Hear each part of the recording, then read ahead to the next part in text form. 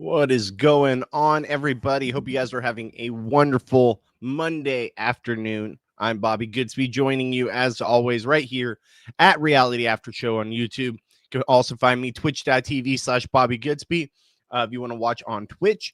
And you can follow me on my social media at Goodsby Bobby on both Twitter/X and Instagram.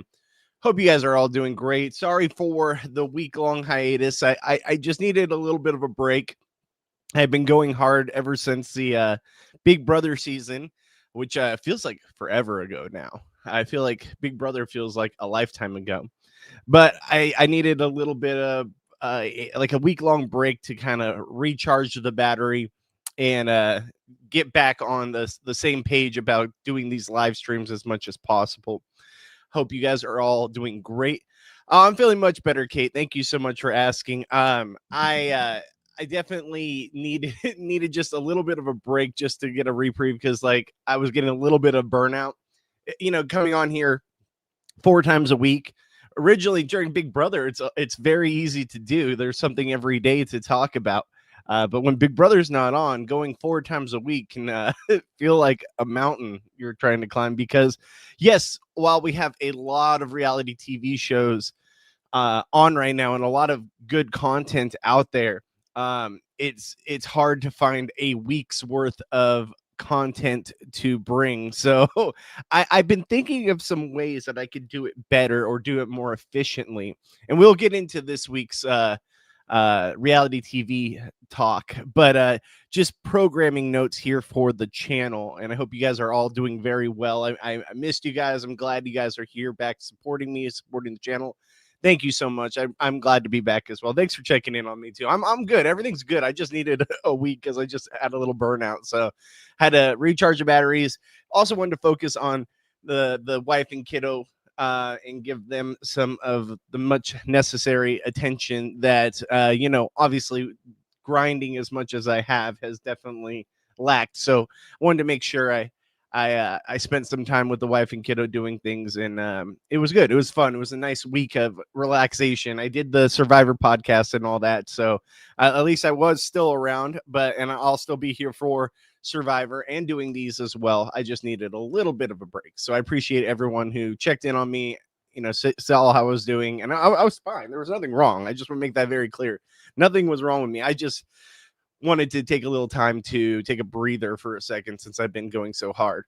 So, little programming note. I think I've kind of landed on what I think I want to do going forward, except for when we get back into the Big Brother season. I think come next Big Brother season, I think the plan is to go full steam ahead. Like I said, 4 days a week. There's always something to talk about. Same schedule. But I think what I'm going to do going forward, until Big Brother starts back up, which obviously we got a bit of time until then, just so there's no burnout and there's lack of conversation of what to talk about and what to bring on. Obviously, if we have a guest or something, I'll go live with that. But I think what I want to do going forward is do Mondays and Tuesdays, do the live stream. And I'm hoping that Mondays, Tuesdays, normal noon to 2. And then I think after that, I want to get back into making my little side project of and maybe some of you guys have checked it out in the past. I'll pull it up here in a second. We can watch the video that I made about 6 months ago. I did a video called Couch Critic, and it was actually very well received. It was like something like over a few thousand views, or maybe 2,000 views, something like that. I'll have to pull it up on here. But I want to get back into doing that content as well, but that content takes a lot of time. It's a lot to put into the channel, editing wise and recording wise and script wise, what have you. It's not a easy process. And since you guys all know, this is not like my main job. My main job is I'm a bartender at a casino. So that's my night job. That's my main job. And then I do this on the side realistically for fun. And obviously the side project, hopefully one day it becomes something more. Hopefully this would be my full-time thing, and then I could really dive into what I want to do. But I do have a finite amount of time for what I can produce quality wise when it comes to content for the channel and for my live stream. So I want to take advantage of that time. Obviously, my kiddo's at school for half days. So that's why I think that it's there's that finite amount of time, like right now, noon to 2, that I have to really focus on things. And then late night is I can at times, but it's harder because I get off work and it's like my only downtime. So I kind of want to relax. But I think going forward, I'm going to do the stream Mondays, Tuesdays.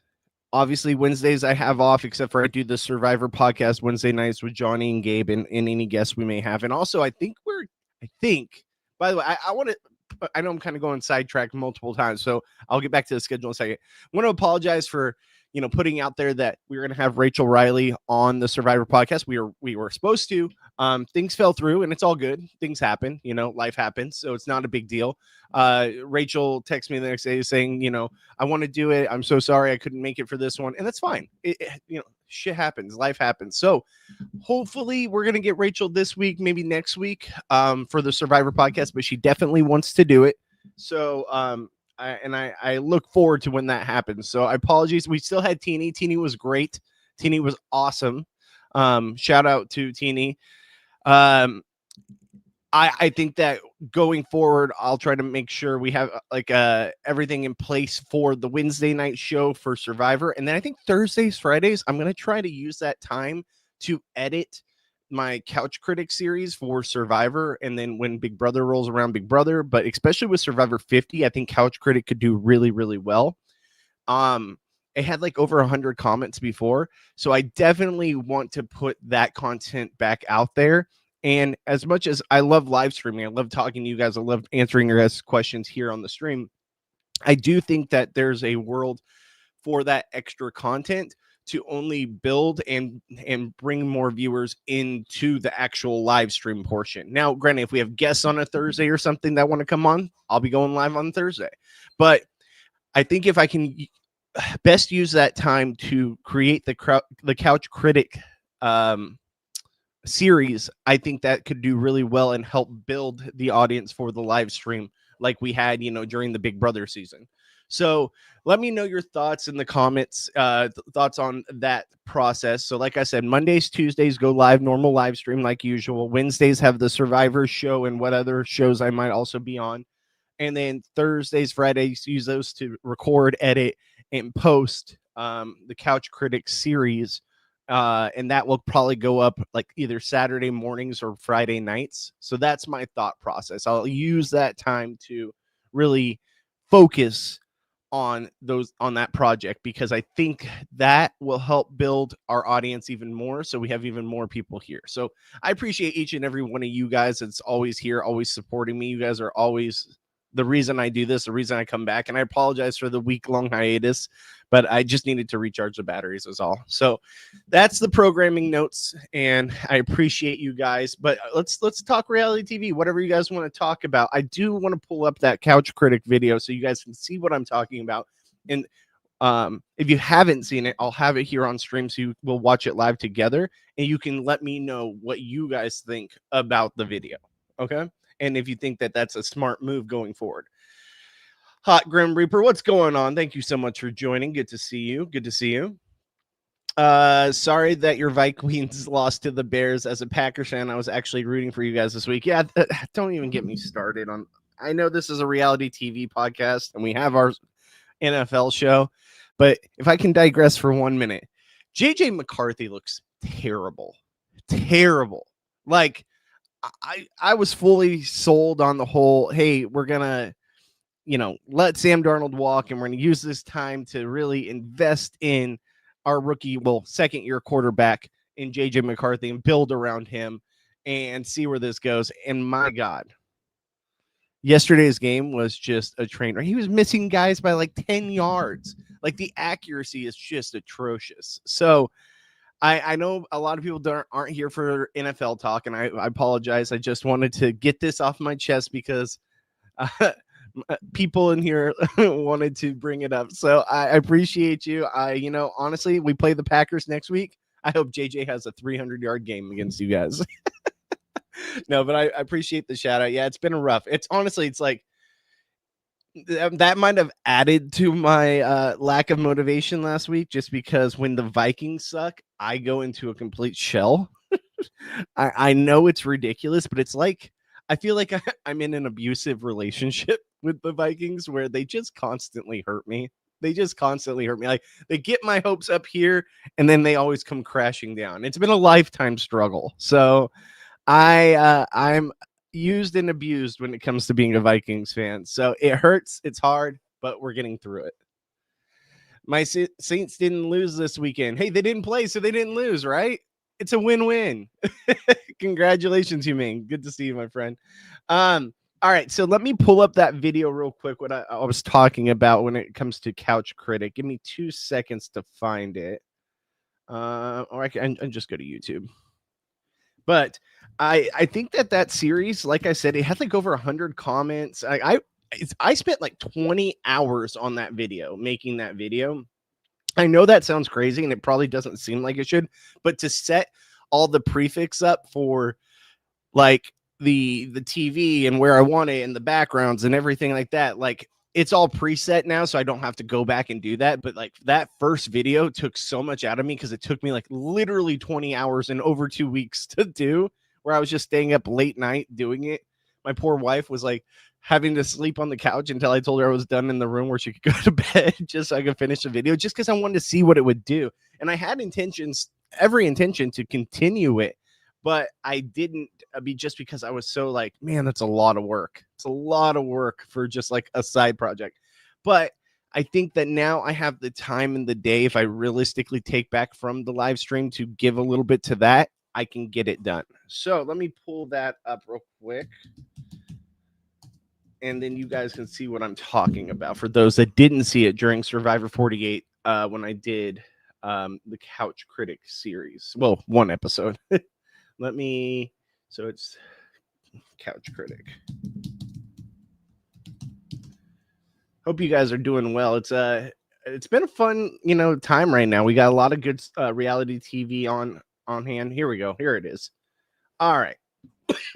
So if you guys want to watch this on your own, reality after show on YouTube, and then you can type in Couch Critic to find it. So let me pull that up here. Let me see. Is there a better box? I think that was the best one. So let me do that again.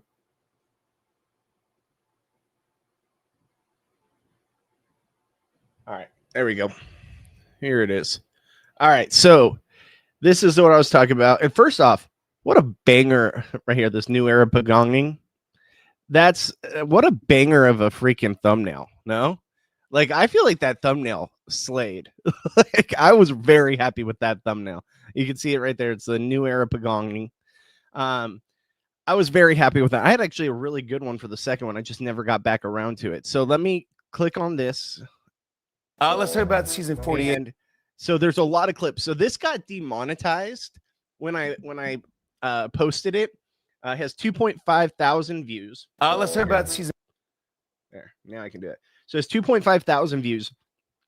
It was 46 comments. So that's what it was. Not over 100. I thought it was over 100, but it's 46 comments. But like so many people replied to this and just talking about the season, which is more than we normally get here on the channel. So it got demonetized because of how many clips I had in there. Even though I had them under 15 seconds, I still feel like fair use. I was under the fair use. So I still think I could have fought that, but I didn't fight it because I was like, whatever, it's Johnny's channel. Like, it doesn't affect me completely. But let's watch it real quick. You guys let me know what you think of the video and how this could do going forward.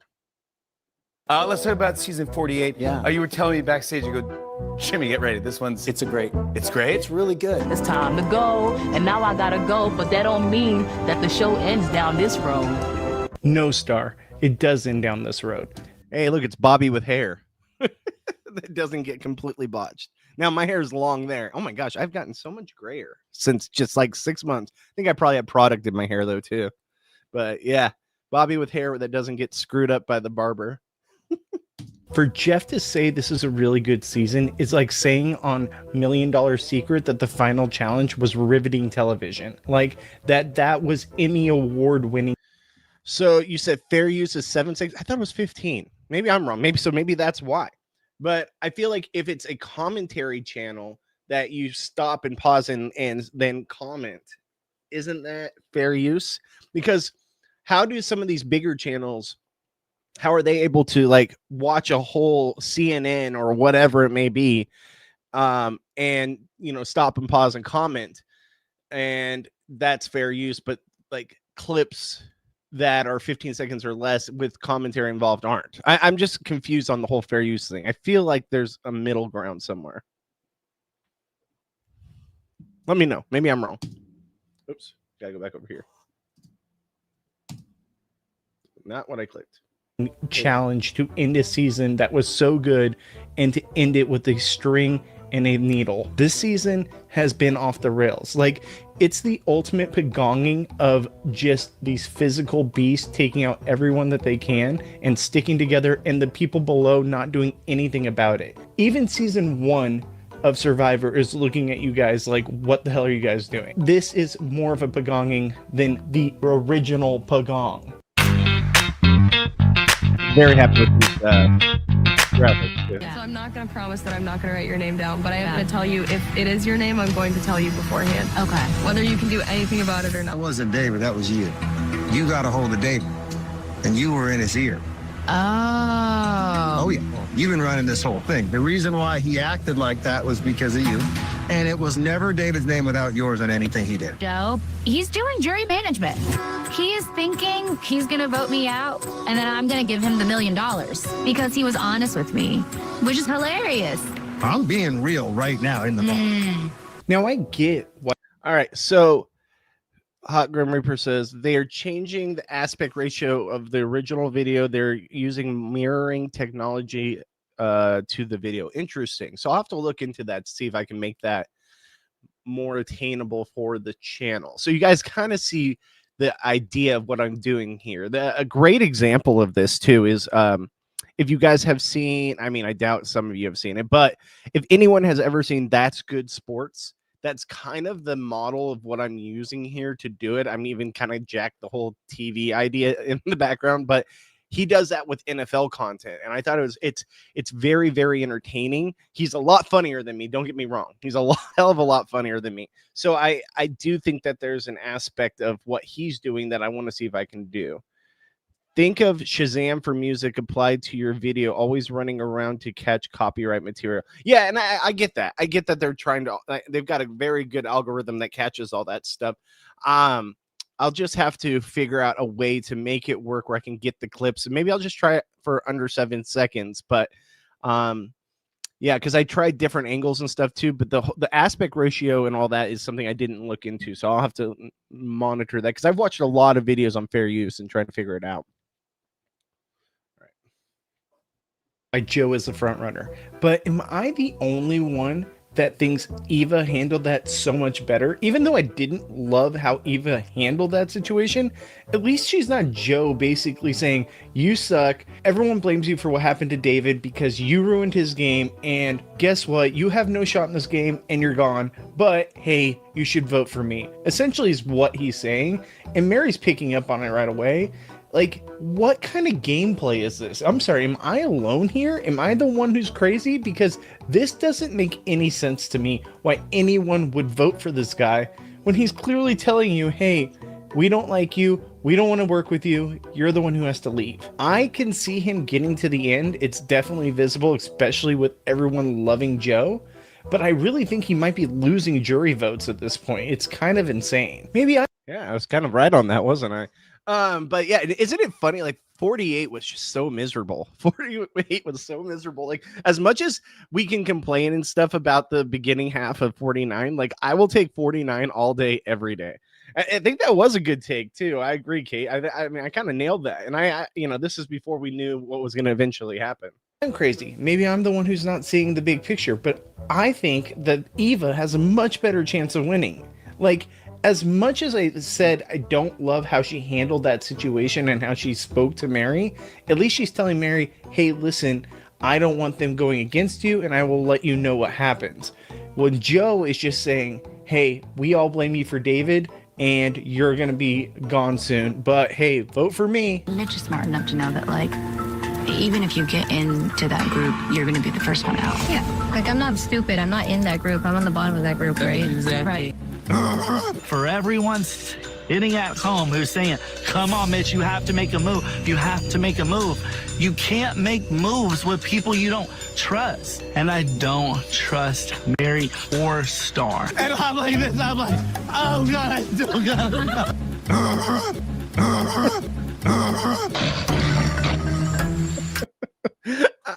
I do have fun with the editing sometimes, where I've actually found some clips that I want to use from Survivor 49 that were actually a lot of fun that I could like implement at some point in there. There's like a Jawan clip and stuff. I just got to go back and find the recordings. Let's see here what Humane says.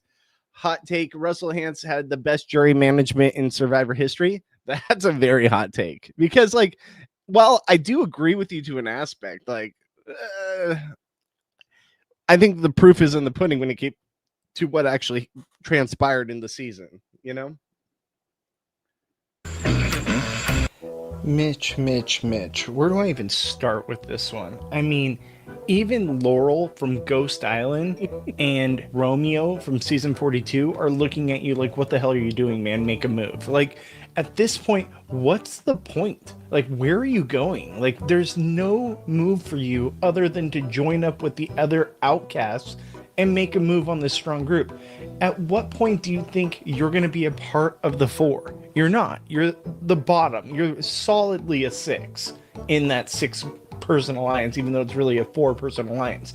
It doesn't make any sense. Mitch, what are you doing? I would love to know your game plan, because honestly, it's gotten to the point where, as much as I liked you at the beginning of the season, I can't root for you because you're just not making the move. Like, you can't beat anyone in that 4.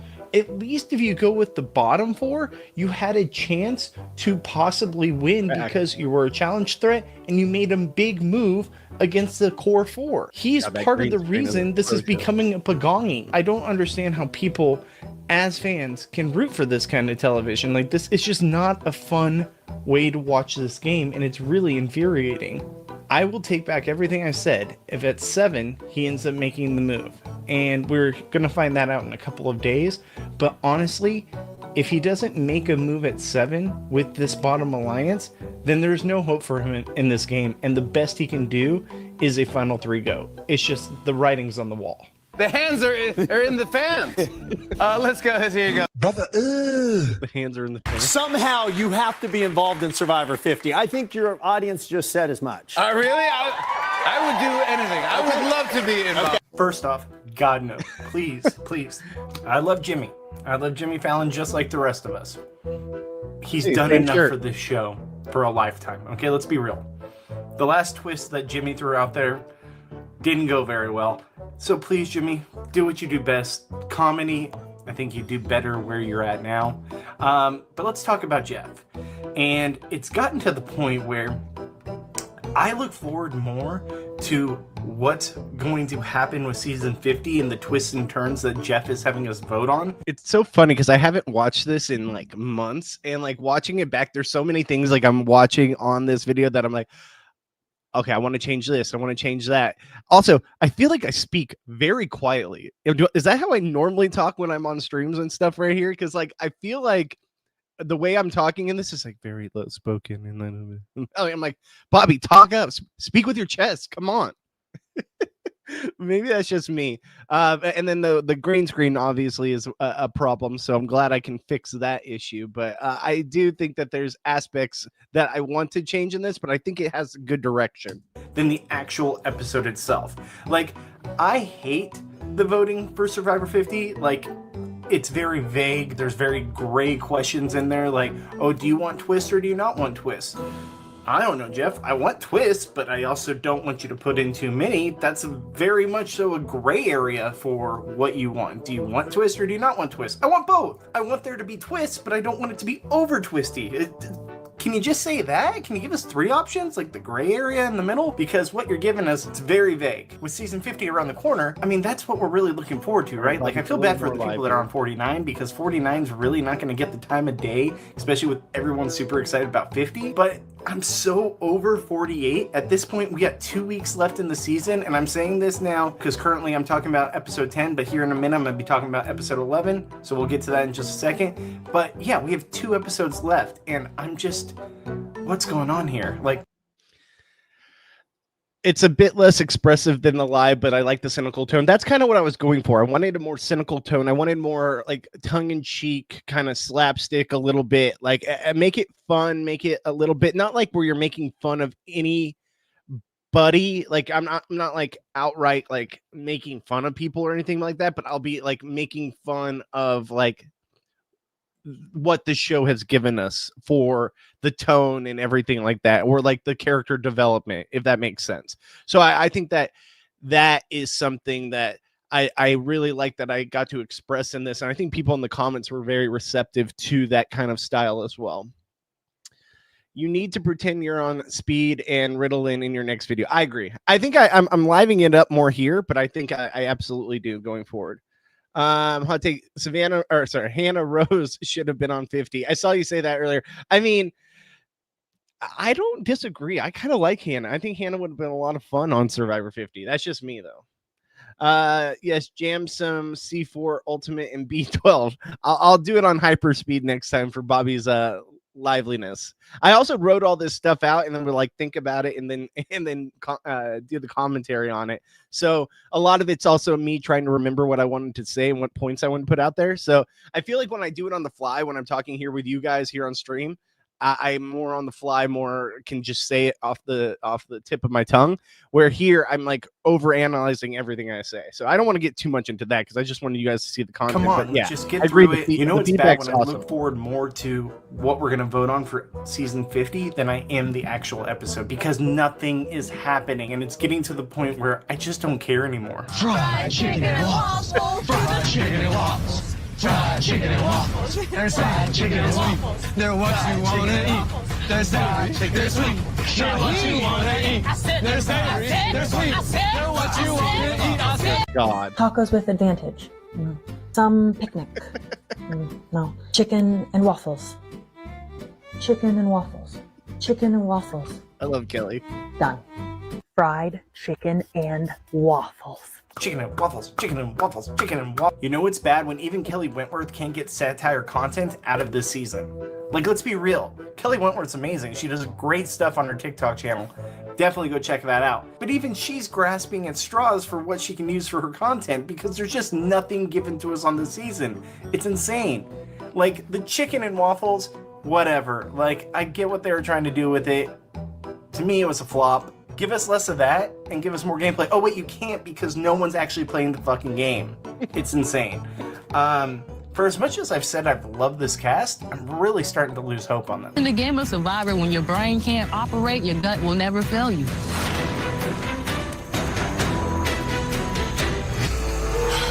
It's time to go.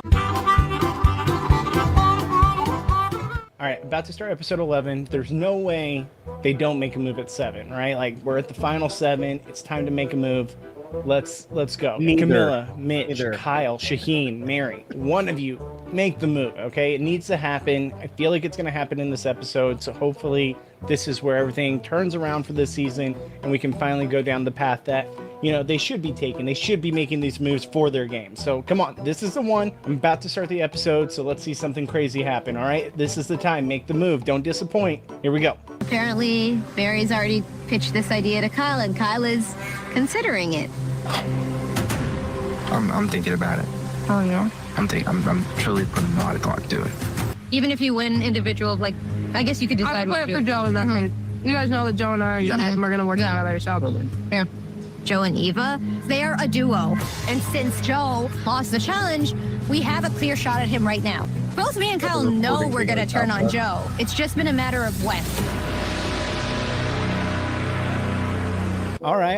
A lot of talk about making the move. All right, come on, Camilla. I see you. I see Kyle. You guys working it out, looking like you guys might do something. Obviously, the vote going with Mary is an easy one. Okay, even Shaheen's on board. Maybe he might be down to do something now. Let's go. Come on. Like, we have to make a move soon, or else Joe is gonna run away with the season. Okay, wow. Even Mitch might be on board. Okay, this might actually happen. Let's go. Let's do something here, guys. Come on, we got this. So we all agree there is no point in keeping Mary around. She's causing too much chaos. We're getting her out tonight. This is exactly what I want Eva to think. And I give her an extra piece of my beef skewer, and I'm just like, Eva, feel comfortable, feel safe. Okay, there's been a lot of talk so far. It looks like something's going to happen. They're making a lot of noise saying, hey, this is the time to make the move. This is the time to make the move. All right, we're about to get into tribal council. Didn't see a lot of lead up to it, but we did see them talking about it, so maybe behind the scenes stuff's happening. Joe seems to be frantic. Let's see. The 12th person voted out, the 5th member of our jury. Mary, that's 4, that's enough. Need to bring me your torch. No way! What? You have got to be kidding me. Mary. Y'all voted for Mary. Why?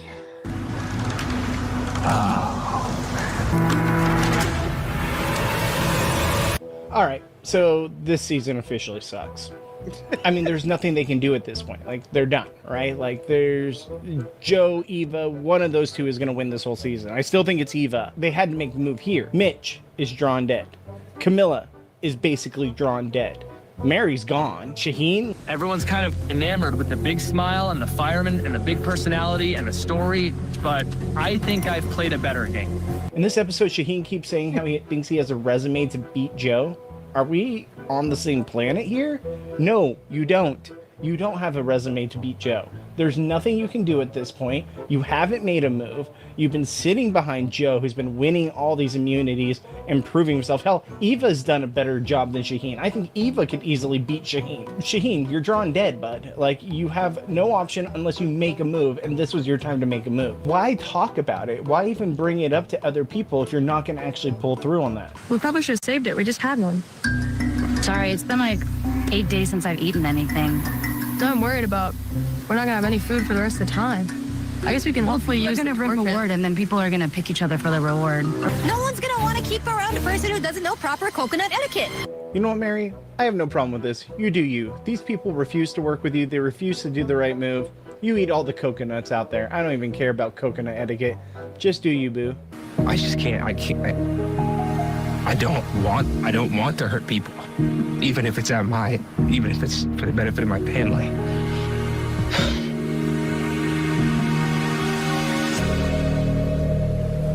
Kyle, this is a game for $1 million, okay? You're doing this for your family. You didn't know these people 20 days ago. And to possibly sacrifice what you could bring home to your family because you made friendships at band camp? Like, let's be real. This is like going to summer camp or band camp or church camp or whatever it may be and acting like these people are your best friends. Like they're going to be your pen pals that you're going to talk to forever. No, you're going to go back to your normal life and be like, why didn't I make the move that was best to support my family? These people you might have lasting relationships with in the future. But at the end of the... Well, we know how that panned out. It worked out just fine for him.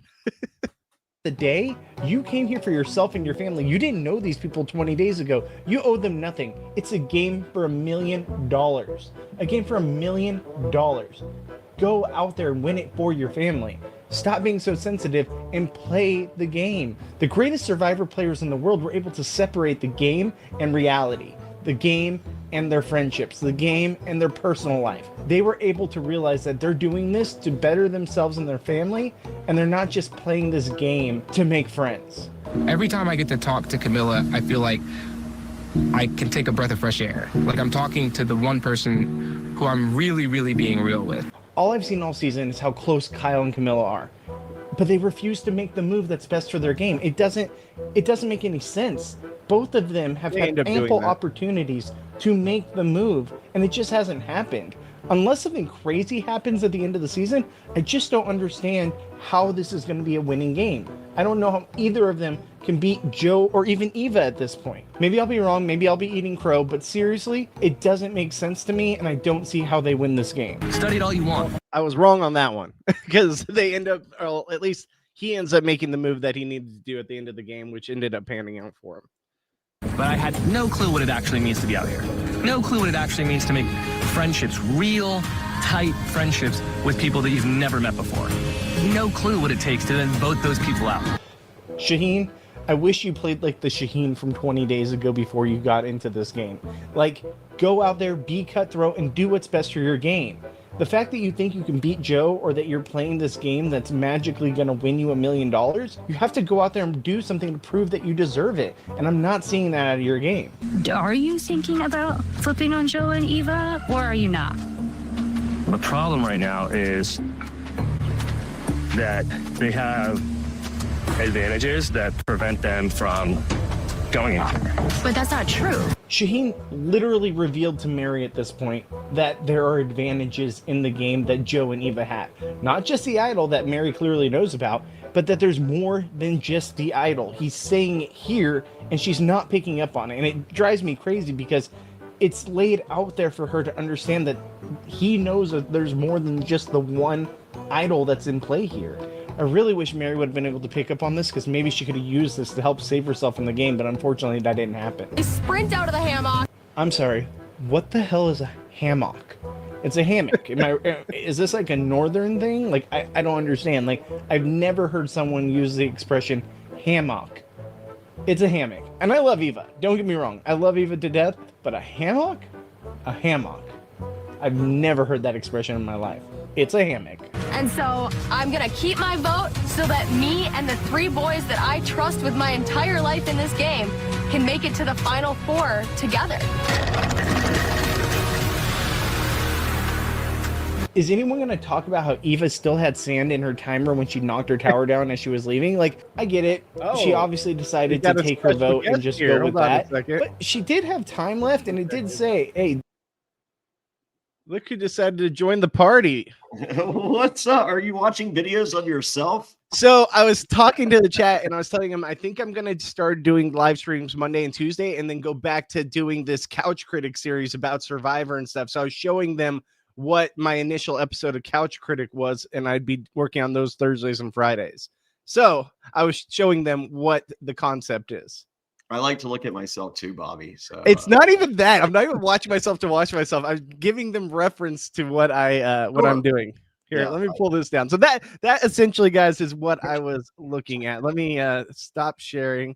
I'm out of here. What are you up to, Fairplay? I'm debating playing a pinball tournament tonight, but I think we're going to wait until next month. So I just found out yesterday that at Boxcar Pinball in Greensboro, they have a tournament every 3rd Monday. Okay. So yeah, so I might do that. I think there's trivia tonight as well, and that's much less than an hour drive. I am caught up on all of my televisions. I'm caught up on Squid Game, and then I don't know. I was watching something on Peacock, and as a result, I watched that It's All Her Fault, or It's All Your Fault. It's some mini series. Okay, I haven't seen that one. It's a showcase of there's some okay acting and there's lots of bad acting. Oh, really? And it's like 8 episodes, and like this kid was kidnapped. And you think that either the husband or one of the friends have something to do with it, with this nanny, that they know who the nanny is, but there has to be some kind of connection. So at the end of every episode, one of either the husband or the friends or the brother or the sister, at the end of every single episode, they do something horrific. And you're like, okay, well, they're a bad person. So obviously they're in cahoots with the nanny and blah, blah, blah. And then the beginning of the next episode, it's like, yeah, but they're not that bad. And it's like, okay. And then at the end of the next episode, it's just like, oh, okay, this is the most horrific person. They're obviously in cahoots. And then the beginning of the next episode, yeah, but they're not that bad. And it's just like, oh, okay. I'm like, can I just skip to episode 8 and just be done with, like, I would like episodes 2 through 7 to be refunded to my mind. So I mean, there's a lot of good content out there right now, or like reality TV wise, show wise. Like, I want to check out that Pluribus show. I believe that's how you say it, on Apple TV. I've heard good things about that one. Who's to say? Who's to say? What are you enjoying right now as far as like reality TV content? I mean, I'm loving Squid Game. I did enjoy. I would like episode 8 back. I don't care if you're a parent or how much you prayed today. Yeah, no, it goes to that was the entire episode is but you're not a mom, and I prayed to Jesus and I prayed real hard. Yeah, what do you think of honor and integrity and good people should win on Squid Game? I don't think honor and integrity has anything. I think that's a story that those particular individuals would like to tell you. But as I did the podcast yesterday with Eric and Dan and Lauren, and I think Eric nailed it. It's just a lottery. There is literally no rhyme or like. I would be just as happy if what's it? Perla, is that the one we're all supposed to like? I would essentially. I think I would enjoy a Perla win just as much as the piece of shit poker player. Honestly, I was saying this to my buddy at work yesterday. This season, like all the people that I had rooting interest for or had like some kind of feeling towards went way early. Like they're all gone by I would say at minimum Shoots and Ladders would be like the last time we had anyone that I actually was like shoots and slides, patent pending. Sorry, Shoots and Slides, whatever it may be. But like I think it's Shoots and Ladders. It's like I think we lost anyone that I had like a rooting interest in. Like all the people that were towards the end of after that, it's like either Perla, who we did get at the beginning and who it seems like the show is giving us the win to, and then everyone else is just a new character. Like, well, if it's Trinity, I think we all just throw our arms up in disgust. It's just like, all right, you sat out. There were so many problems with the last 2 episodes of this last batch. Like, I didn't like Trinity sitting out. I didn't like that people had to go multiple times. I didn't like that some people didn't go at all. Like, my fiance lost her mind every time they didn't show you who the person was, and you found out after. So, like, it's just like we don't need that edit. Yes, and I agree with you. I think that Trinity is the one who I probably have the most interest in, but even like the poker player, I'm like, whatever, like if he wins, he wins, right? Yeah, and he bragged about winning like $6 million, finishing second at the WSOP or whatever. I know many pro poker players who have won millions of dollars. And they are all broke. Yeah. 100%. So do not think this guy still has $6 million sitting in the bank. He does not. Yeah. So yeah. But you know, some of the, you know, at one time he was considered one of the greatest of all time. Chris Ferguson, they called him Jesus. I used to hang out with Chris in Vegas. I guess he got involved in the scandal. They had online betting and it was rigged and all that, so that wasn't good. But when we were hanging out, like 2005, he was playing tournaments pretty much every single week and lived at home with his parents because he was like, why am I paying a mortgage and why am I paying utilities and why am I adding expenses to when the reality of my situation is every single week I'm on the road and every single week I'm in the nicest hotel room you've ever seen in your entire life that you will never stay in. Yeah. So we're down to what, the final 5 now on Squid Game? 5 or 6, I don't know.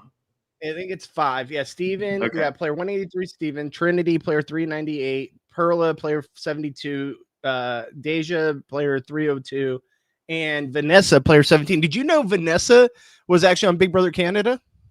No. And did you ever watch Orange is the New Black?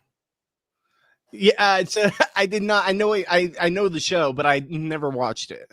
Okay, well, the main character, her name was Piper, and I think it's season 3. She got transferred to another prison, and her cellmate is this girl who called herself Baddison. Baddison. Oh yeah. It's just as obnoxious as it sounds. And actually, just do a quick Google search for an image. She looks like this chick. And so like I'm just like, oh no, Battison can't win. Battison's the worst. God, I don't even know how to spell this one. All right, I'll look it up right now. But Orange is the New Black Battison. It comes up pretty quick. I couldn't remember her name, and I just did a Google search. I'm like, Piper's enemies. Yeah, I can see it. All right, bring it up. Here we go. Let me pull it up real quick. All right, Battison. I probably misspelled that, but here we go. that is player 17. I can see it. I can see it. It's not a flattering comparison. It's not a flattering comparison, but I see what you're going for here. Yeah, no, it's funny because she was on Big Brother Canada, and at first when I saw her, I was like, I know this chick from some kind of reality show. Like I've definitely seen her. It's like I know. It's like, did I swipe left? Where do I know this chick from? I could not put my finger on it for the life of me, and then the chat here helped me out and helped me figure out that she was on Big Brother Canada, which I don't think she did very well on Big Brother Canada, if I remember. But it's just the show. I feel like there were so many people that they kind of showed in that not shoots and ladders, shoots and whatever, but shoots and slides. Shoots and slides. Sorry, shoots and slides. But there's ladders in the game. So is it slides and ladders? I don't know. Slides and ladders. No, I think that's what it is. I think it's slides and ladders. It's slides and ladders. Whatever. And oh, that's right. Vanessa was on the redacted season, so the season that ended because of COVID. Ah, okay. So they shut down like 3 weeks in. Was there not a winner? No, they shut down the show completely because it films in February, March, and that was right when. But they were already isolated. Like literally, of all the shows that you could continue to do during COVID, that was the one. That was the one. But what about the Maroons? The crew's not put in that position. But I would isolate them. See, the thing was, it was just so early on. It was literally the start of it where like there's like 2 episodes in and they're like warning everyone, hey, this is what's going on, just so you know. And then by like week 2, week 3, it was like, hey, sorry guys, we're gonna have to send everyone home. And then you get the montage of one person leaving, like, oh, your flight's ready, it's time for you to go. It was very weird. It was very weird to see. Yeah, I did House of Villains was one of like the first shows to film after COVID. Like I think we filmed February the next year, and every morning. So most of the crew has masks. We don't.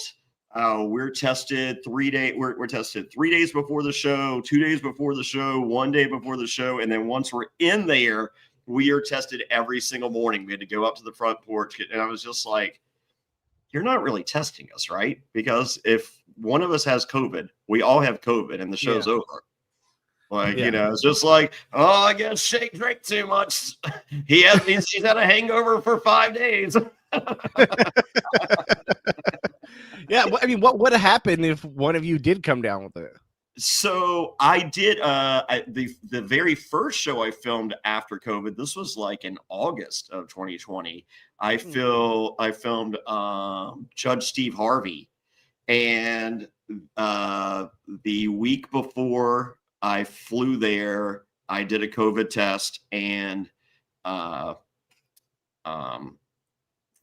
it like that same day, like got the COVID test and then went straight, and dropped it off and did next day. And I was good. And then they fly you in like 2 days before maybe. And so I did another COVID test and I was cleared. And then I did a COVID test the morning of, and it wasn't positive. It wasn't negative. It was inconclusive. And then I got home and they're like, you have COVID. I was like, great. That worked out for everybody. So, but I'm pretty sure I got it there. Yeah.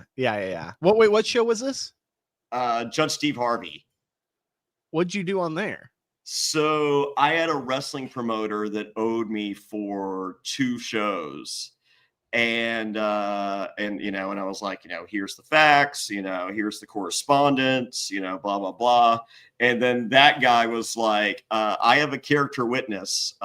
He couldn't be here, but I have a video. And it was Big Papa Pump Scott Steiner. He's like, Johnny Fairplay's a bitch.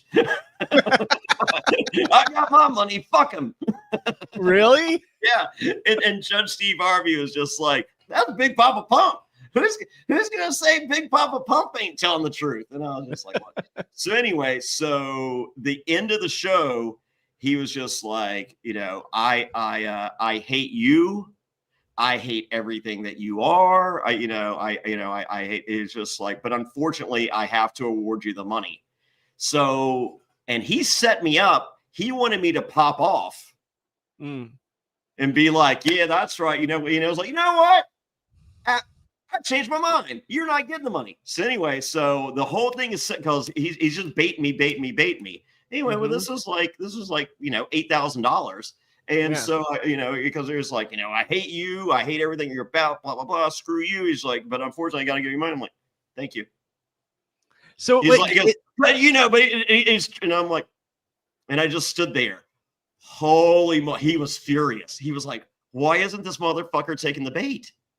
He was like, the whole setup is for him to fucking just say one smart ass thing is like, you know what? I changed my mind. And I just sat there. I mean, like literally, and like producers were like, Fairplay, and I'm like, so does this actually have any kind of like ramifications legally wise? Like, because at the end of the day, it's a TV show, right? So like the Judge Steve Harvey is the same as the People's Court and Judge Judy and all those shows. Yeah. The reason you do those shows is say you owe me $1,000. Well, I hit you up and I'm just like, hey, we can go do Judge Steve Harvey or Judge Judy or whatever. If you lose, they pay what you owe. And you get an appearance fee just for showing up. Interesting. So that's why people do these shows, because the TV show pays the debt. Interesting. Okay. So you could have gone off and still got the money though. No, because he would have reversed the decision and I would have got no money. Oh, okay. Well, see, yeah, but he was literally, I mean, like, he's like, all right, I mean, Fairplay, what do you got to say about that? Thank you, sir. He's like, oh, no, come on, what you got? What, you know, and I'm like, fuck, you ain't taking $8,000 out of my fucking wallet, dude. Yeah. And so afterwards, I'm like, can I get a picture? He's like, fuck no. Really? I ruined the show. Oh, that's hilarious. I mean, I don't blame you. $8,000's $8,000, you know, like at the end of the day, it's not yours. You're making a business decision here. And well, the crazy thing about it, all of it was a lie. Oh, really? Everything, the entire case. I just called up my promoter buddy. I was just like, hey, here. Oh, wow. None of it was true. So you were going to get it regardless? The money? No, if I had lost, I wouldn't. Well, I'm just saying, like you said, all of it was a lie, right? Yeah, no, he didn't owe me money. Well, I think he owed me like $200 or something. I don't know if you should say that on stream. It's not real court, Bobby. It's Judge Steve Harvey, who is not a judge. Okay. All right. I digress. But I don't even know where we were going with that. But yeah, it's very interesting. We went from COVID to Judge Steve Harvey. Oh yeah. Well, it was they shut down they shut down Big Brother because of COVID. Yeah. Who would you want to see on Squid Game? Rupert, maybe? I can live with Rupert on Squid. I mean, I feel like we saw Rupert. His name's Mark. He sucked there too. What? Too soon? I mean, I if there's anyone from Survivor that I think could like do well on Squid Game, outside of obviously, you know, Johnny here, excluding you, there's quite a few people I think that could do really well. Like I think Wentworth could do really well. I think, I think it would help to be not recognized. And I feel their casting is not your traditional casting. So I think they're like, think of a player less famous than Wentworth. I mean, like drop it down a notch, but like a good player. Like what about like a Cody? Who's Cody? Cody from 43. He's a little too squirrely. I'm thinking just a lot like Chrissy Hoffback. Yeah. Is a player that I think could do really well at Squid Game. Well, Chrissy Hoffbeck's got something else coming up in. Well, once again, I wouldn't have put her on season 50. But I get that. I mean, no shade. Listen. I don't have the book. Okay. Yeah. I ordered the autograph book, but I don't have the book of casting here, so it's not my decision. So whoever they chose, that's the correct decision because it's their decision. However, Chrissy Hoffbeck, who I love, I mean, literally love as a player, she's a second chance player all day long, not a season 50. I feel like Sam from 47 is someone I could see on Squid Game. And Sam would be great. Sam would be great on Squid Game. Well, as I said, once you throw in, like I thought Figgy did great. Once again, it's a lottery. She did nothing wrong to lose, if memory serves correct. I don't really, but like I think a player like Sam would be good. Andy, no. Someone on here says, what about David Wright on Squid Games?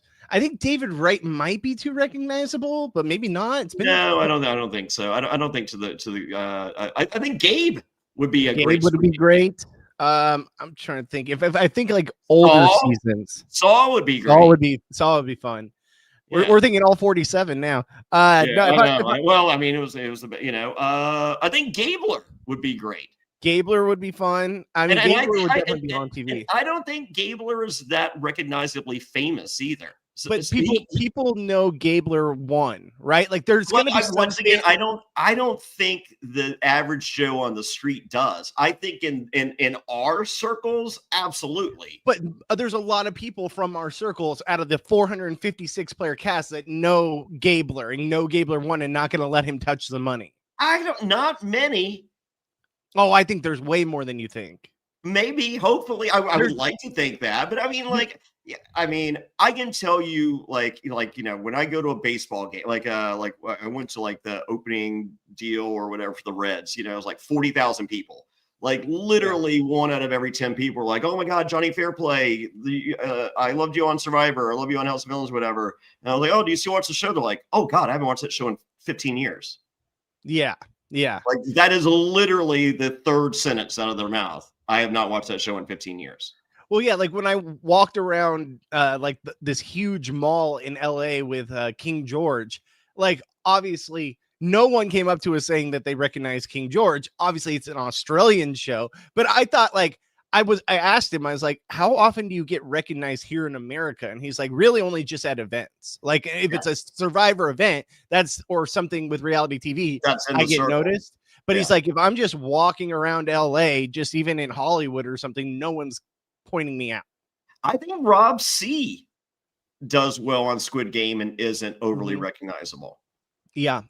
Yeah, I think so. Once again, no shade. I just think, as I said, I think this community, Rob C is probably one of the most famous people in this community. I say outside of that community, and we'll see what happens on Traders. Are they, are they going to be like, "Oh my God, it's Rob C, the guy at the podcast," or who are you? And he's like, "I'm Rob." "Oh, what show were you on?" "Survivor." "Oh, are you Bossy Rob?" "No." "Okay, who are you?" Yeah. He gets that so much. I can only imagine. But I mean, and I understand it's a very niche, right? Like our community, like the fandom of Survivor, there's the casuals, and then there's the people that are like super fans and and podcast listeners too. There's even more of an extent, right? So it's definitely a niche on a niche on a niche. But I feel like out of the 456 people there, it takes one person to recognize Gabler and be like, he won Survivor, and spread that like wildfire. You're done. Yeah, you're done. Oh yeah, and it's literally telegraph. I mean, like you tell one person, 40 minutes later, 400 people have this information. So, I agree. But no, this week on the floor, I just saw the preview on my social media. It's the guy gets randomized and he has a choice of deli, which is a little tiny square, or podcast, which is for 3/4 of the board. Oh, really? And the guy goes, "I'll be honest with you, I have literally never listened to a podcast in my entire life, ever." And Rob Lowe's like, dude, I have a podcast. He's like, he goes, I've never even heard of the Brat Pack until 2 days ago.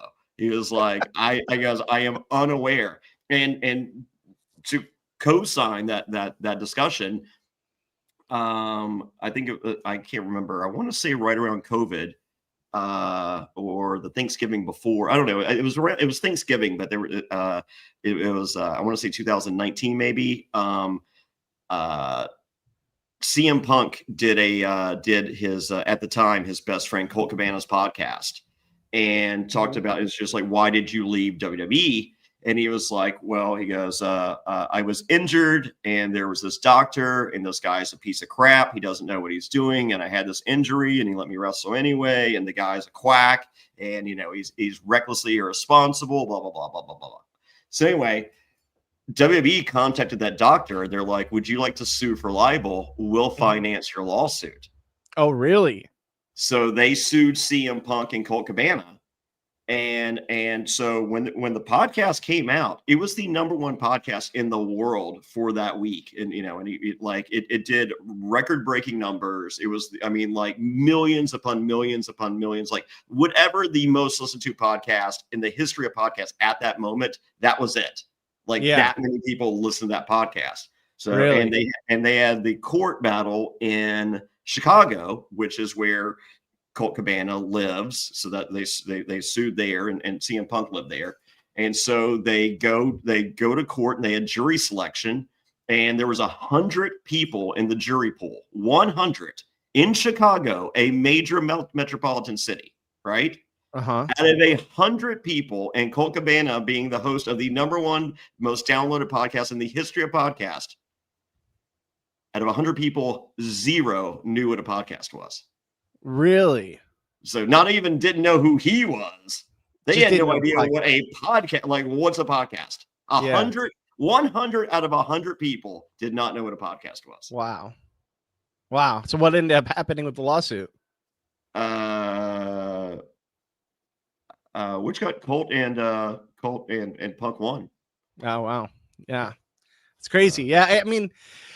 Yeah, I get it. I understand that it's like a niche when it comes to these things, especially with like Survivor players, Big Brother players, what have you, especially when you get into the podcasts of it all. But I do think like all it takes, like you said, it takes one person to recognize and the wildfire begins. I think especially if you won. That's why I think, you subtract winners, subtract your stars, and subtract your recognizable. As I said, like Abby Maria, no. Kelly Wentworth, no. Like there's pretty much anyone on season, well, half the people on season 50.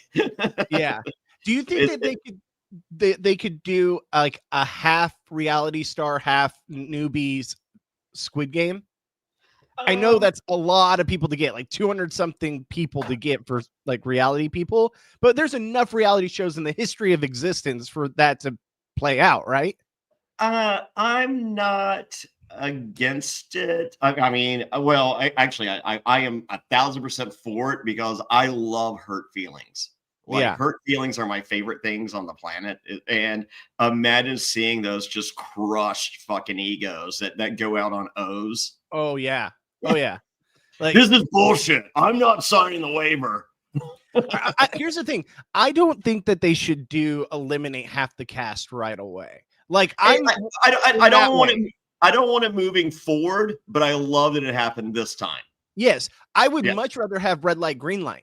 Like if you're going to do that many people and try to get rid of as many as you can, do red light, green light. Then you trying to get rid of the old shaky people.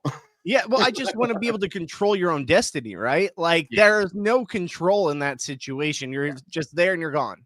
Yeah, but I mean, as I said, I love the shot. Like it literally made everything real quick.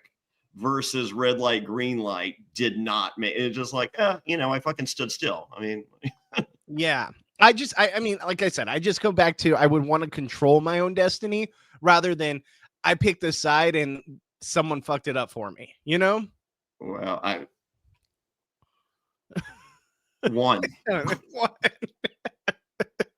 too. I was like, whoa, what are we doing? we said go. We got another guest joining us. Lauren's here. What's up, Lauren? What's going on, y'all? How are you guys? Good. Lauren was catching the episode and said she was enjoying it. So I said, come on, join us over here and let's talk about this. I actually want to ask you guys this question by Mary. What game would you die on if you were playing Squid Game? What game could I get fucked over on? Circle of Trust. That's the game you 100% can get fucked over on. Half the people don't even have to play. Yeah, well, no, I mean, anyone can get. I mean, but like, I think I could read people pretty good. Like, I feel like people had some serious fucking tells. Even the poker player had a fucking tell. Yeah, because I mean, Perla clocked him. It was. I thought it was Deja. Wasn't it Deja that clocked him? I think both of them. I think Perla clocked him on the first one, and Deja clocked him on the second one. Mm-hmm. What a shit poker player. Like the dude literally gets clocked by two different people. If I want to be honest, if I think I'm gonna die on anything, I'll go back to season 1, the cookie thing. No, I'm done. Like there's no way I get past that in a million years, even if I have the fucking circle. Yeah, well, I literally do not have a sweet tooth, and just being given a sugar cookie would be like the cruelest thing you could do to me. Like if I'm gonna eat a sweet, I want it like I want like a really good like New York cheesecake, like just a very thin slice. Do not need a big slice. That's stupid. I like a Reese's peanut butter cup, but other than that, like I own a vending machine business. My candy is safe as fuck here. It's just like, all right, like my 8-year-old comes in, she's like, oh my god, is this heaven? What about you, Lord? What do you think would be your downfall? So I want to add one thing because I was listening, and this before I was joining. You were talking about Survivor players that you would want to go on Squid Game. Yeah. One that came to mind for me was Crystal Cox. Okay. Crystal Cox. The only issue with Crystal Cox is like I played Myrtle Beach Survivor with her, and she is a very intimidating force. I mean, like we were on opposite tribes and she was gunning for me, but we just happened to be friends outside of the game. And so like I could subtract like this woman's going to kill me, and she could. But I feel there would be a big target on her because she's intimidating. She's a lot integrated. As I love her. So, but I could see people not loving her and just being, she would give the cop guy vibes to some people. She's like, when people are scared or people are intimidated, they're gonna act, they're gonna react. And I don't think it would be good for her. So she'd be good. I think Vesepia could win Squid Game. Oh yeah, I think. And once again, sorry, Survivor community. I think 455 people might not recognize Vesepia.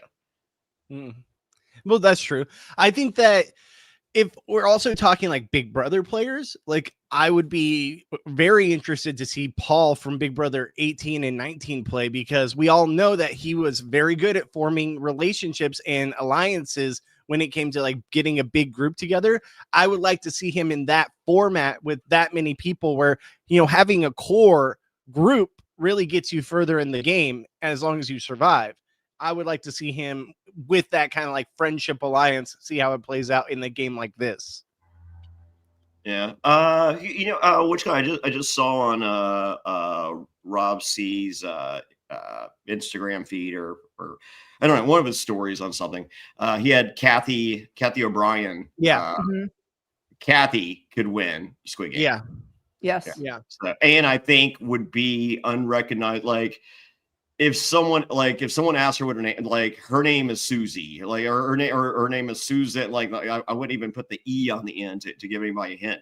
But she gives a different name. No one knows it's Kathy. She wins.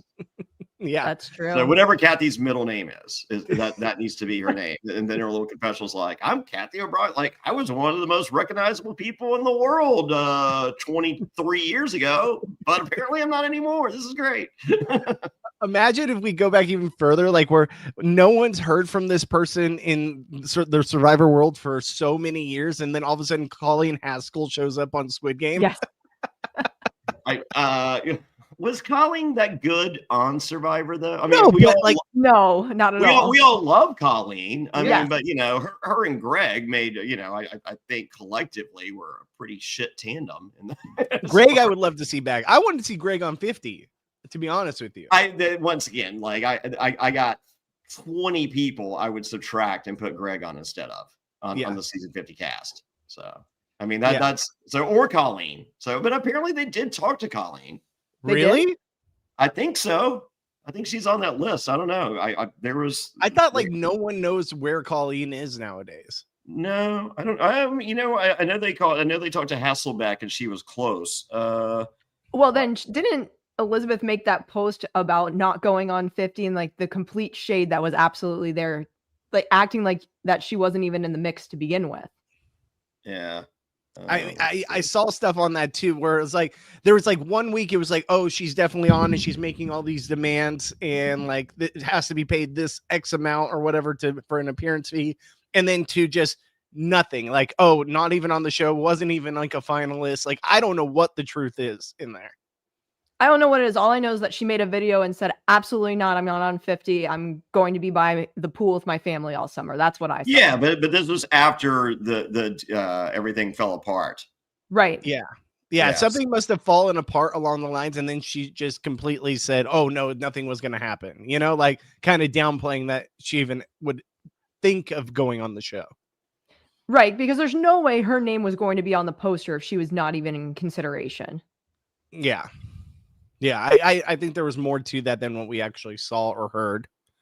But yeah, no, I mean, there's so many players that I could see. And I was telling Johnny this before, Lauren, too. What would you think if they did like a half reality stars, half newbie Squid Game, right? Where it wasn't just a handful of reality people. And I know that's a lot of people, like 200 plus people you're trying to fit in there. But over the span of all of reality television, you could somehow pull that together, right? Mm-hmm. And I think that, yes, obviously the reality people, especially the very famous reality people, would get more screen time than say the newbies, but it would be kind of cool to see them like mix and mingle with the newbies while also maybe forming alliances of a, hey, it's us versus them kind of thing. Well, I think what you run into when you have that is, which reality star am I trying to team up with? Which reality stars hate each other? So you have that coming into place as well. So that you could have a group against one group, against another group, and then you have to decide as a player, if you're a newbie, which group am I jumping into, because I can't play every group. Yeah, and I think that's what makes it kind of riveting TV. I don't think it'll ever happen because that's too many reality people that they'd have to pull. And like, you know, reality people are a little vain, no offense, Johnny, but they're going to be like, I want X amount. I want this. I want that. And I just don't think that's plausible with 200 plus people trying to fit into that cast. That's true. Especially with the prize already been 4.56 million. I have the list of people that at least received one phone call for season 50. Love it. All right. Greg Buis, Jenna Lewis, Colleen Haskell, Jervis, Sean Kniff, Jerry Manthe, Colby Donaldson, Alicia Calloway, Elizabeth Hasselbeck, Kelly Goldsmith, Sean Rector, Nalia Dennis, John Carroll, Boss Rob, even though the chef said he didn't, but he did. Christy Smith, Heidi Strobel, Rob C., Sandra Burton, Stephanie LaGrossa, Sari, Danielle De Lorenza, Jonathan Penner, Ozzy, Yule, Earl, Amanda Kimmel, Courtney Yates, Coach, Tyson, Andrea Belke, Natalie Tinarelli, Francesca, Abby Maria, Malcolm, Sierra, Spencer, Tony Vlachos, Trish Hegarty. Oh, well, Tony got the call, but they didn't want to bring one. Okay. Tasha Fox, Aubrey, Sydney, Julia Sokolowski, Ty, Chrissy, Devin Pinto, Dominic, Gabby, Davey Rickenbacker, Christian Abicki, Angelina, Mike White, Rick Devens, Shan, Xander, Deshaun, Nasir, Jonathan Young, Mike Turner, Marianne, Omer, Carla, Jesse, Carolyn, Lauren Harp, D, Sabaya, Caleb, Katura, Drew, Emily Flippin, Q, Tiffany, Maria, Charlie, Tevin, Jelinski, Genevieve, Rome, Sam, Andy, Say, Joe, Camilla, Kyle, Rizzo, and Savannah. Wow. Very Wow. interesting. There's some I, names you know that who I'm were left out. surprised? I'm surprised Eliza didn't get a call from Vanuatu. Maybe they follow her social media. That's true. That's true. No, you're not wrong, but I'm just saying, like, I know. Did Corinne not get contacted? Mm-mm. No. Wow. I'm surprised at how many new And era Corinne doubled down. So when House of Villains was casting for season 3, they were in talks. So King George they didn't like, but they talked. So Peacock was just like, this guy's evil. I was like, yeah, it's fucking House of Villains, not House of Good Guys. What's the fucking problem? So and then they were chatting with Abby Maria and Corinne, and Abby told them, she was like, I'm talking to Survivor, and if Survivor asks, I'm choosing that over you. And Corinne's like, I'm not talking to Survivor. Fucking pick me. Mm-hmm. I'm surprised. And then they went with Tyson. They went with, but I think Tyson's a good pick, though.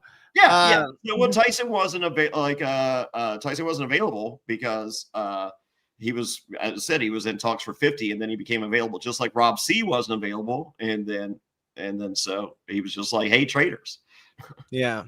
So because they, as much as we were following, those Reddit threads and all that, production for Traders and House of Villains was following those same Reddit threads. Because I was very and I'm getting the call, and they're just like, hey, have you heard it? Are they doing it? And I'm just like, I don't know, man. And they're like, have you heard? And I'm just like, well, here's what I heard. Yeah.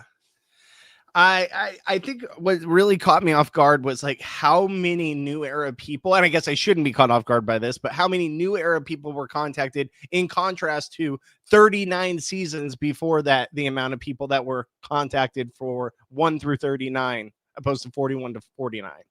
Well, the issue was they severely dropped the ball with not doing New Era All Stars, and then none of this is a dilemma whatsoever. Yeah. Yeah. Despite the comments on the YouTube feed, I do not hate the New Era, or especially the players of the New Era. I don't know. I mean, there's a few I don't like. Yeah. But I mean, like literally a handful, and even some of the ones I don't like, I would still cast them. But I mean, but though you could have had whatever people didn't like in the New Era, you could have done an old school season, like you get old school style, all New Era All Stars. And I think the bow that we put on the New Era, I think people are like, I love the New Era. Did you watch season 49? Oh my God, New Era All Stars, it ruled. It was the best season in 15 years. Yeah. Yep. And I think we need to make it very clear too. It's not the players that we have a problem with going on the season. Absolutely. If they're getting the call, I'm totally understand why they would want to take the opportunity to go on 50. It's not the players. The players are fine. It's the fact that half the cast is 41 to 49. That's the issue. It's not a thank you to the fans for 50 seasons. It's, hey, New Era versus old school. And it shouldn't be like that. It should be a good mix of all the eras. You could have easily done, if they're splitting in 3 tribes, which we know is going to happen, you could have done an old school tribe, a middle school tribe, and a new era tribe if they really want to do it. Because then I feel as though you get old school, new era. Like those are the 3. So yeah, that's what I think they should have done, because then you get a mixed bag of what Survivor 50 should be. What you know what? Of all. What about this? All right, what about 3 tribes, which I hate, but let's just say for argument's sake, 3 tribes. Old school, new era. Mm-hmm. schoolyard pick. You have a old school captain. It can be Boston Rob. I'm not fighting it.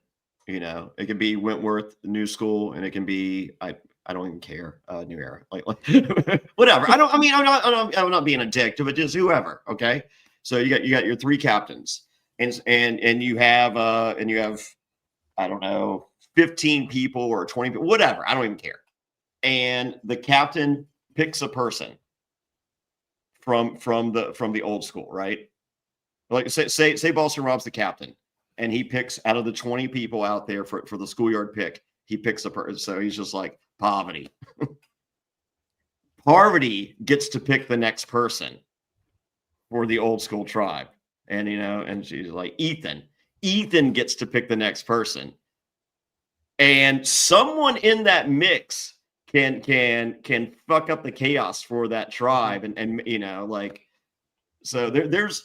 Like, Boston was like, pick my, my 4th best friend. And they're like, nah, I'm going to pick my best friend. Right. Yeah. And then that person's like, all right, now I need to pick someone that hates Boston Rob that's going to pick someone else that hates Boston Rob, because I got to get fucking control of this fucking tribe back from the fucking captain. Yeah. I love that. Do you think that they could have also done where especially if you have 3 hours for the premiere? Jesus. Oh my goodness, I saw that. What are they just 3 hours long? 3 hours long. 3 hour premiere. I think it's. Mm-hmm. I think 2 tribes go to tribal, and the 6 weeks leading up to the premiere, they're showing a classic episode on CBS. I love that. That I am a fan of. So what if you also would have done it like this? What if they would have had all those people that were contacted, right? Say that list that Johnny just read. They put the 3 tribes together where it's old school, new era. And you as the fans got to vote in for each of those tribes who you wanted to see out of that list. Like, do you think that would have been more approachable than what we got?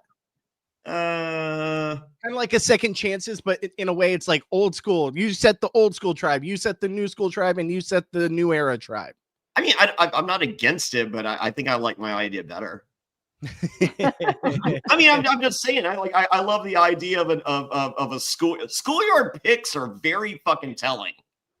Yes, I don't disagree with you, but I feel like at this point too, like, don't we have so many people that are friends? Great. And that's when Boston Rob picks Parvati. Parvati picks Ethan.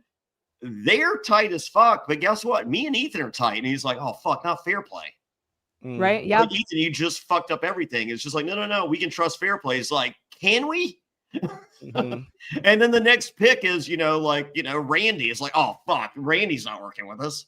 Yeah. Where do you think you would have gone in that line? If you had to be in the group with all old school players, where do you think you would be picked, or would you not be picked?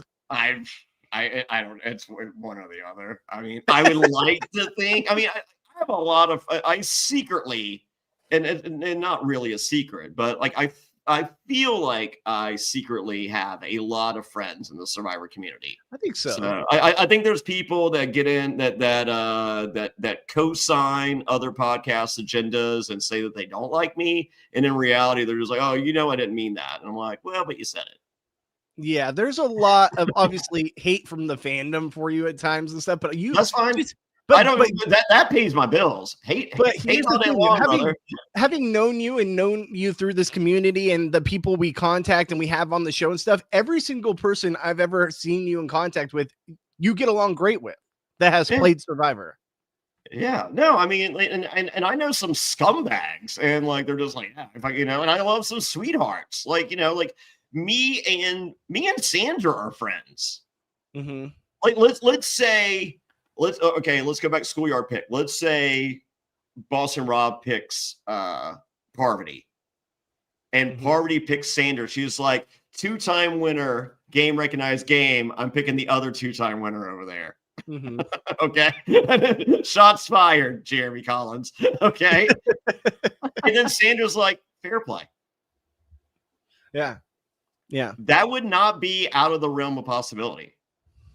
Yeah. No, I could see it. Absolutely. We need to get Sandra on the podcast. And the thing about it is as good as me and Sandra are these days, we did have a rivalry that, that has to sit in the back of our mind. Me and Boston Rob did not like one another for, almost 20 years. We're friends now. And me and Parvati just started communicating in like the last 6 months. So Really? it's not like I'm this, it's just like, oh my God, Fairplay is going to fuck us all. I think Fairplay is probably workable. So it all comes down to my next choice. Just like, oh fuck, what is Fairplay going to do? And, and if Ethan's sitting there is just like, dude, I'm just like, all right, well, I love Ethan. Ethan is probably my top 5 best friends. He was literally one of the best men at my wedding.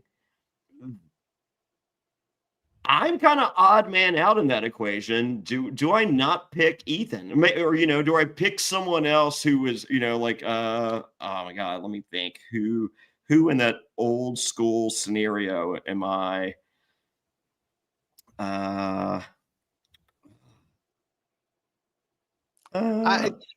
Jenna Lewis. Yeah, I was about to say that's the possibility right there. But then Jenna Lewis is picking Ethan. Yes, that's correct. Do you have a relationship with Sean Rector? I feel like we've met a couple times way back in the day, and we were cool. But like I'm pretty positive I saw him at the 10th anniversary party, and we hung out for a bit. And so yeah, we're good. But I mean, like, that's not. I mean, it's not my pick. Gravedigger James, Ozzy. Yeah. Those are probably my picks. So if Russell Hantz is out there, I'm probably picking Russell Hantz. You have to. Just going, dude. Someone's got to go first. Yeah. I mean, But also, what's great this TV? Easy for like we are not winning every challenge. Okay, can we just and someone go on Rome Detail and follow this motherfucker around nonstop? And it's not it. Ethan, you love getting logs. Go fucking get logs and follow Russell. It's funny that you brought up Sean Rector, because Gabe's currently hanging out with Sean Rector right now in the Amazon wilderness. So yes, he is. Yeah, I want no part of any of that. I pray for Gabe's safety right now, because I'm very worried about him. Yeah. So I have a question though. So you said Francesca got the call again. Francesca. Yeah. Francesca. Thank you. Excuse me. Philip Shepard, who I am doing a finale party with him and Rupert in Arizona coming up. So we will be. I would be remiss if I did not mention Francesca when chatting with the specialists. But it would have been iconic if she got on, right? She won't do it. She's turned them down multiple times. What else have they called for? For what season? I don't know. I just know they've called her. They think it's funny, and she does not find the humor in it. She does. Well, plus she doesn't need it. She's like super successful, and like, what is it going to be? Just the meme to be voted out first again? Like at that point, do you just continue the trend because it's hilarious and vote her out? Someone's bringing it up if she's on your tribe. 1,000%. It's an easy vote. It's just like, hey, no one picked Russell in the schoolyard pick, so like, I mean, it's Francesca, right? I mean, it feels cruel to say, but I don't blame her, because I feel like you might just be like right back in the same scenario. Yeah, right here, Cinder picks you. You got to pick Yaman. So in spite of everything, me and Yaman are good friends too. As I say, after he helped bust, he does. I will say he sucks out there. He is two different people. Like literally, I went to him and I'm just like, hey, like, what do you like to do for fun? He was like, this is work. I don't talk. And I'm like, so we're supposed to work together for 38 days or 39 days and not talk? He goes, yes. And I'm like, well, this sucks. Then you had Penner too. And then Penner was worse. So I was just like, oh my God, I just talked to you. And he's like, yeah. So here's how it works. I call all the shots and you just do what I say we're going to do. Oh, really? I was like, oh, but like, and he's like, yeah, this is how we're doing this. And I'm like, oh, wow. I thought Yaman sucked. You extra suck. Do you have a relationship with Penner outside the game? No, so we were not so I flew to LA to meet with Pinner before Fans versus Favorites, and Yami was supposed to be there and he couldn't make it, so he was on Zoom call.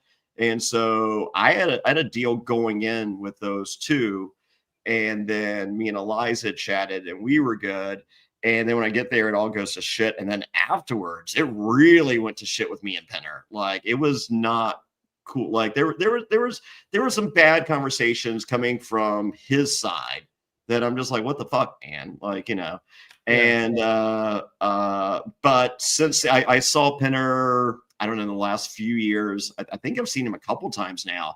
And I mean, who doesn't love Pinner? So like, as I said, you can say mean things or be a dick, like, like I'm a pretty forgiving guy, and I'm just like, I want to be friends with Pinner.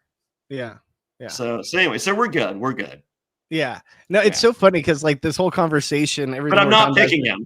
Because a lot of like what we talk about like off the show when we're like sitting in the studio afterwards talking about. So it's just funny to like pick your brain on like situations like this. Yeah. So, it's weird. So you have the most eclectic group going to that finale party. So give us some more details for the fans that maybe want to go check it out. Well, I mean, that's pretty cool and all, but guess what's extra cool, guys? January 8th, the premiere of Traders. I have Big Brother winner Rachel Riley. That's right. Your favorite faithful, me and Rachel Riley are hosting a Traders Ultra VIP party in Chicago. Go to survivortix.com. That's survivortix.com. It is limited to 30 people. And that's it. So a third of the tickets sold within the first hour. So if you're thinking about getting tickets, so it's $100 a ticket. You get a Rachel Riley t-shirt. It's really cool. You get it's free booze, free beer, free champagne, free wine, free food. It's awesome. So it's a theater room. It's a bar. It's a billiards table. It's the coolest thing. Like me and Jam just did the Survivor party there, and so we're doing a Traders premiere party there. And then I have news for another Traders party coming up later in the season. Just wait the next couple weeks, and then a House of Villains party. So we got a lot of stuff planned, but right now I can say January 8th, the premiere of Traders season 4. Me and Rachel Riley go to survivortix.com. That's survivortix.com. But for the Survivor finale, this is not my party, but I'm going. It is me and Philip Shepard and Rupert. And who else? Francesca. Lauren from season 44, Venus from season 46, Rome from season 47, and Jelinski from season 40 several. That's a good lineup. I like this. It's an interesting group. I think it so. is. Yeah. It's a very eclectic group for sure. Now, one thing I want to say about the Rachel Riley one though is I'm telling you, Johnny, we should set up so we could do a podcast live there. Like, imagine the podcast right after the episode with Rachel Riley there talking about it with the audience. Like, I'm telling you, I know it's Rob C's thing, but it would do really well. We shall see. But I got to call the missus. She's blowing me up over here. So, okay. But yeah. So no, come see me. Check my right now. Check Rome's social media. Rome the host on Instagram. I'm being added to the flyer. I'm not on there yet. So, but you can check my social media at Johnny Fairplay or go to johnnyfairplay.com, links to everything, and get your tickets to join me and Rachel Riley January 8th in Chicago at survivortix.com. That's survivortix.com. And and I'll be on, I think me and Rachel are on this Wednesday with you, Bobby, to talk Survivor. I hope so. I hope we make it work. Actually, this is a good place to end it just in general. So with that being said, I'm going to take off. I'll be live again tomorrow at noon Pacific right here at Reality After Show, at After Show on YouTube, twitch.tv/Bobby Goodsby, at Goodsby Bobby on Instagram and Twitter/X. So I'll be live tomorrow. And then, like I said, Thursdays and Fridays, I think I'm going to use that time to work on that editing work and get a new episode of Couch Critic up for the Survivor episode. Lauren, where can everyone catch you? You can follow me on Instagram at Pratt6. Also, I am heavily covering Squid Game, The Challenge Season 2. I know we talked about it a little bit when I piped in here. But we have interviews from cast members, so many of them. I know Bobby will be joining me for some of them as well. The recap episode for the first 2 weeks is out with Eric. Player 415 is on those. And I'm still covering 99 to Beat. That's happening for the weekly podcast. I still have some interviews as well sprinkling in for those. So catch those. But Squid Game, the challenge, if you have not seen this season, it is fire. Very, very good. So go check it out. Love it. Love it. So I will see you guys tomorrow, noon Pacific. I will be live talking more reality television. And I appreciate you guys. Leave a comment, leave a like, leave a sub, hit that bell notification so you're notified when we go live. And I will see you guys in the next one. Peace out, guys.